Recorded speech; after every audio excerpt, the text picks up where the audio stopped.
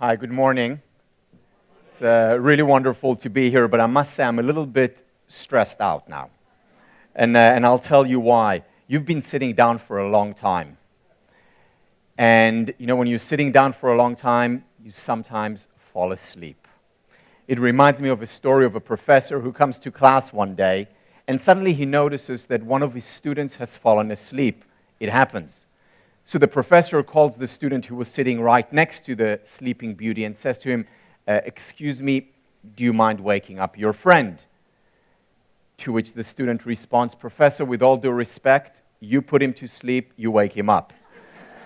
But I promise that I won't wake you up, you can sleep away, because sleep is important for happiness, because sleep is important for dealing with stress." And stress is a huge issue.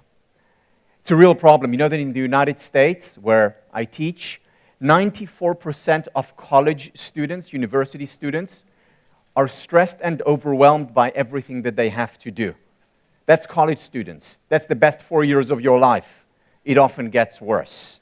Around the world, there's a problem. In China, recently, the government came out with a declaration saying we need to take better care of the stress levels, growing stress levels among our population.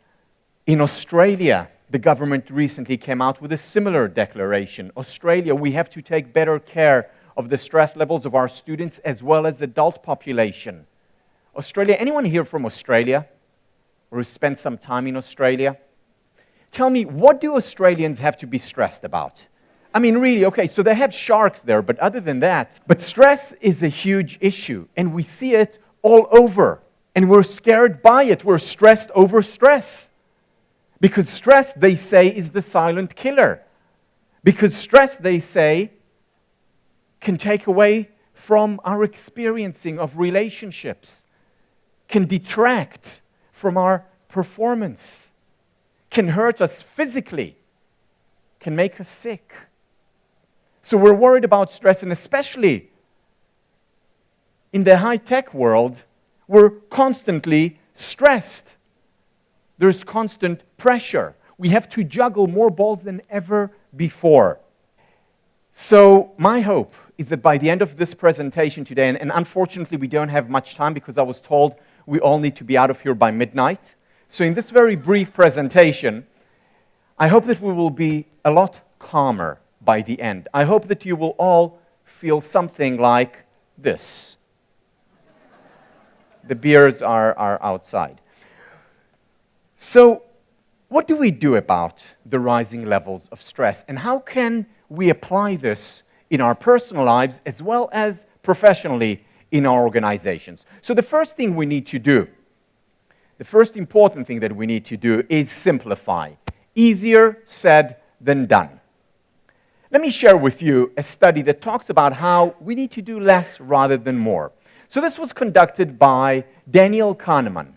Daniel Kahneman, professor, Princeton University, psychologist, Nobel Prize winner in economics, did the following research. What he wanted to do was understand the emotional experience of professional women. This was done in the US and Europe. It's as relevant in India, and it's as relevant to men as it is to women. So he wanted to understand the emotional landscape of a day. So he asked these women, emotionally, how are you doing when you're with your partner? When you're with your best friend? When you're with your kids? When you're shopping? When you're at work? When you're having lunch? And he created a map of the emotional landscape of these women. The most surprising result of this study was that professional women did not particularly enjoy spending time with their kids. Now, this is surprising, so he delved a little bit deeper, and it wasn't that these women did not love their kids. For most of these women, kids were the most important, meaningful part of their lives. What was it then?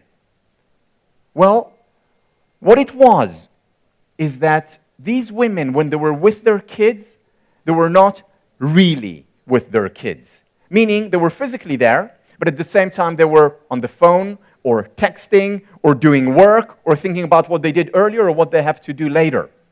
So physically they were present, but they weren't really present. Now, individually, discreetly, they may have really enjoyed spending time with their friend on the phone, or doing work, or being with their kids. But when all these things came together, it was too much of a good thing, and quantity of activities affected quality of experience. There can be too much of a good thing. I mean, think of the following analogy. So let's say you're listening to your favorite piece of music, whatever it is. And if you were listening to my favorite piece of music, you would be listening to Whitney Houston's "And I Will Always Love You." It's my favorite song. Please don't tell anybody. So you're listening to whatever your favorite song is, eyes closed, focused. And afterwards, you're asked to rate it on a scale of 1 to 10. And given that it's your favorite, you give it a 10. And then you're asked to listen to your second most favorite piece of music, whatever it is. And if you're listening to my second most favorite, you're listening to Beethoven's Fifth Symphony, pa-pa-pa-pam, or whatever your second most favorite is. And then afterwards, you're asked to rate it on a scale of 1 to 10. And you give it a 9.5. You know, Beethoven is good, but it's not quite Whitney Houston, you must admit. And then, for your optimal, ideal experience, you take these two pieces of music and you play them together. And what do you get? 19.5, right? No, not a 10, not even a 5. It's noise, cacophony. And that's modern life for you. You know, so many people come to me and say, "Tal, you're the happiness doctor, aren't you? Tell me, why aren't I happy?" They ask about themselves. And they tell me, "Look, I have so many amazing things in my life. I have work that I like, I have good friends, I have family, I have all these hobbies," and they actually list their hobbies. "Why aren't I happy?" they ask me. And my answer, for the exact same reason that you would not be happy listening to Whitney Houston and Beethoven simultaneously. Quantity of activities affects quality of experiences. You see, we need to simplify if we are to reduce stress, if we're to increase levels of happiness. Nothing would happen if at the end of the day when you come home, you switch off the phone for an hour or two while spending time with your loved ones. Unless you're an ambulance driver, in which case you shouldn't switch off your phone. But other than that, it's okay, really. You know, not just at home do we need to simplify. Also at work, we need to reduce, not eliminate because it's impossible, but reduce multitasking. I want a quick show of hands. How many people here, I want a show of hands, have their email on, or other form of communication, Facebook, whatever, while doing other work that requires concentration? Put your hand up if you have your email on while doing other work that requires concentration. Okay, thank you. So it's about 95%. When you ask millennials this question, it's 110%, because both hands. So I used to do that too, you know, until I heard of this study. This is from the University of London. What the researchers showed, a group of psychiatrists, what they showed was that having your email on while doing other work that requires concentration is the equivalent of losing 10 IQ points. Now, I don't know about you, but I can't afford to lose 10 IQ points. It's a lot, just to give you a sense of how much it is. So if you haven't slept for 36 hours, you know how you feel like if you haven't slept the whole night? That's when you lose about 10 IQ points. You recover it after going to sleep, but at that point, you're 10 IQ points less. I'll give you another example. So if you smoke marijuana or hashish or whatever your favorite is, you lose 4 IQ points. So you do the math, right? But don't inhale. Don't inhale. So we pay a high price for that.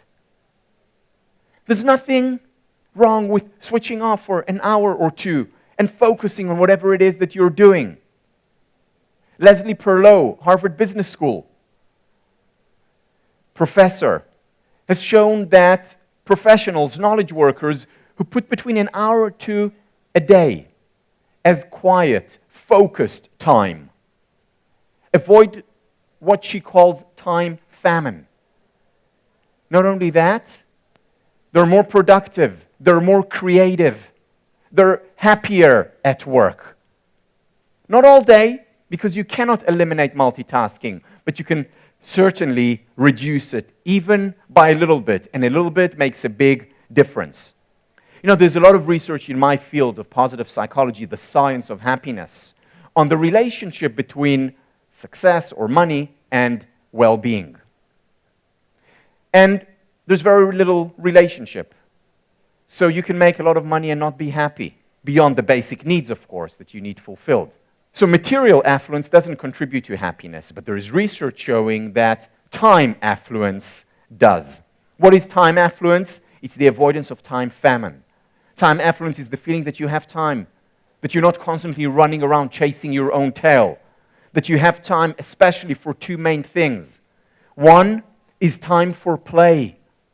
You know, the number one killer of play is time pressure. We don't allow our kids to play because we take them from one extracurricular activity to the next, and then we wonder why they're not happy and why they're not creative and innovative. We need to put time aside, ourselves as well, and not with a phone on while doing work at the same time. And we need to give time for the number one generator of happiness, which is quality relationships. The happiest countries in the world are countries that emphasize relationships, not the wealthiest countries in the world. The happiest individuals in the world are people who put real quality time aside for their best friend. And unfortunately, 1,000 friends on Facebook are no substitute for that one BFF. We need to have the real connections as well as virtual connections. So the first thing to do is to simplify, to do less rather than more, to have quality time, which means focused time, mindful, present time. But there's something else about stress which is important and which most psychologists have missed for decades. And that is that actually stress is not the problem. That actually, potentially, stress can be good for you. I mean, think about the following analogy. So, when you go to the gym and you lift weights, what are you doing to your muscles? You're stressing them, right? Now, is that a bad thing? No, because you go to the gym and you lift weights, and 3 minutes later you lift the same weights, and then you go back to the gym 2 days later, and you lift weights again, you stress your muscles again, and 2 days after that again, and you persist for 6 months, and after hard work in the gym, after a year or after 2 years of hard work in the gym, you begin to look like me. Well, it's not that funny, right? More or less, I hope a little bit more. So, not a bad thing, right? It's a good thing. When do the problems begin? The problems begin when you go to the gym and you lift weights, and then a minute later you lift more weights, and a minute later even more weights, and the following day you increase the weightage more and more. That's when the problems begin. That's when you begin to overstress your muscles. That's when you get injured. That's when you get enervated, weaker, rather than energized, stronger. The problem, therefore, is not the stress, which potentially is good for you. The problem is the lack of recovery. Whether it's in the gym, physiologically, or in the world, psychologically.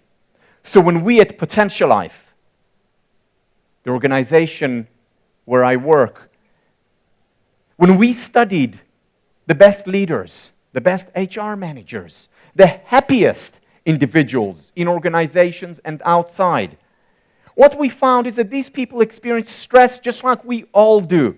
It's part of life. The difference is that they punctuate their very stressful lives with periods of recovery. You see, we can handle stress. We're good at it. We've always done it.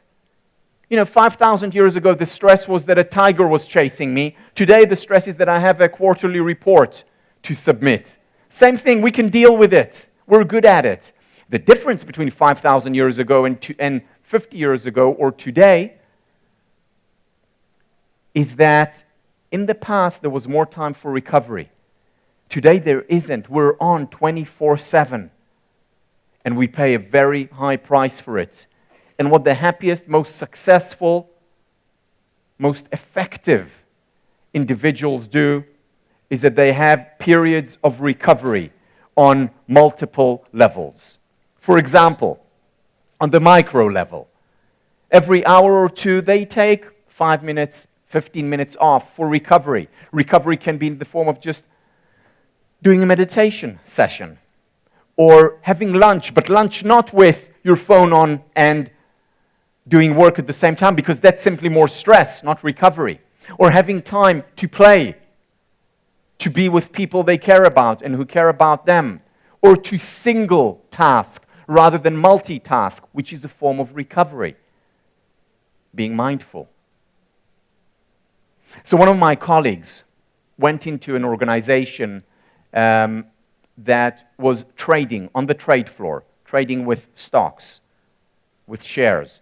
And he went to them and he told them about the importance of recovery. And he said every hour, every 2 hours, you need to take about 15 minutes to recover. And they said to him, "You're joking, right? Do you know what can happen on the markets in 15 minutes? You know how much money I can lose or make? We don't have 15 minutes. He said, "How about 5? He said, "No." He said, "What, you don't have 5 minutes?" They said, "No. You know, we eat lunch while we're looking at the screens. And 5 p.m. comes and another market opens." He said, "How about 30 seconds? They think for a second or two, and they said, "Yeah, 30 seconds we'll give you." He said, "Okay, here is what I'd like you to do. What I'd like you to do is 4 to 5 times during the day, take 30 seconds off where you close your eyes and you take 3 deep breaths. So 5 seconds in, 5 seconds out. 3 deep breaths. That's all. Those 4 to 5 sessions during the day, and they started doing it religiously as a ritual, which is important, that changed the landscape of their entire day. Because you see, stress is not the problem. The problem is lack of recovery. On the micro level as well as on the mid level. I told you earlier, sleep is important for happiness, it's important for dealing with stress. It's our body's natural way of recovering from stress. It's a good investment. Or taking a day off is important. You know, even God needed a day off. I think there is an important message here for us mere mortals. People who really take a day or two off a week are actually more productive, more creative, not to mention happier. Also, on the macro level, taking a vacation. J.P. Morgan, father of North American banking, said, "I can do the work of a year in 9 months, but not in 12. I can do the work of a year in 9 months, but not in 12. Now, most of us don't have the luxury of taking 3 months off, but even a week here and there as a form of recovery. So very important, so very critical for well-being, for recovery from the stress. And that's when stress becomes good for us. That's when we become healthier, stronger, more resilient. That's when we do better work than when there is no recovery and we pay a very high price and we know the cost of stress. Now, I want to share with you a study that has changed my life and can literally change your life, starting now. This is reported by UCLA professor McDougall, who for many years has done work on stress and for many years talked to her students, to her clients about the negative effect of stress. And here is what she discovered. You see, in research, it was shown when looking at the people who are stressed out, and there are millions and billions of them in the world, when looking at them, the people who are extraordinarily stressed, these people were paying a very high price for their stress.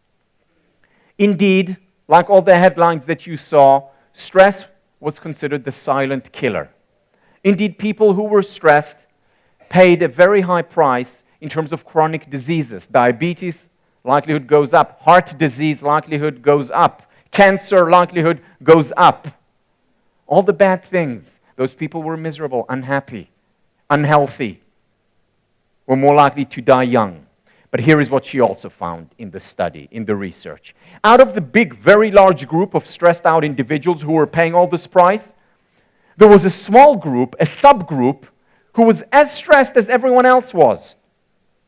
But they were actually healthier. They were happier.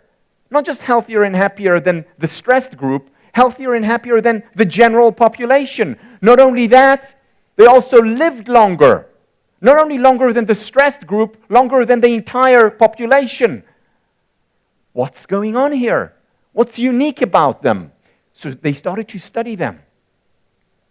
And here is what they found. The difference between the small group of stressed individuals who was healthier, living longer, happier, the difference between them and the rest of the stressed group, the majority, was that the small group did not consider stress as bad. In fact, they said, stress is quite good for us. Especially when I introduce recovery, I get stronger, healthier, I'm more focused on my work. There are real benefits to stress. So their mindset about stress was different. And this different mindset led them to be healthier, happier, live longer. Now, when you see the headlines that I just showed about stress, what mindset do you go into? What mindset do the overwhelming majority of people have? The mindset of stress is bad. But just changing that mindset can make a difference, can help you live longer. One of my ex-students, who's today a professor at Stanford University, Aliyah Crum, did this study. She went to high-stress organizations during the financial crisis a few years ago. And she divided those stressed out individuals into two groups. One group, business as usual. She didn't do anything with them. Control group. For them, the mindset, stress is bad for you. The second group, she gave them a lecture very similar to the one I just gave you now, about the fact that, recovery can actually make stress a good thing. That mindset matters a great deal. That stress can be good for you. That in fact, stress can help you be more engaged in whatever it is that you're doing. That stress actually can be a motivator. She spoke to them for less than half an hour, just like I'm speaking to you now. And then she left the organization. This was the only intervention. She comes back. And both their experience in terms of their job satisfaction and their performance went up significantly. Just because they learned that stress potentially is good for you. Just with a change of mindset, just by introducing recovery, regular recovery into your life. So yes, maybe you will not look like this. You don't right now, I must admit. But if you change your approach to stress and you begin to appreciate it, because it's part of life, it was part of our ancestors' lives and it's part of our lives today. But where we have gone awry, where we have gone wrong, is A, that we don't accept it, embrace stress, that we stress over stress. And second, that we don't punctuate our crazy busy lives with more periods of recovery. Periods where we can appreciate those people around us and next to us. Periods where we can play. People where we can truly capitalize on time affluence. Thank you very much.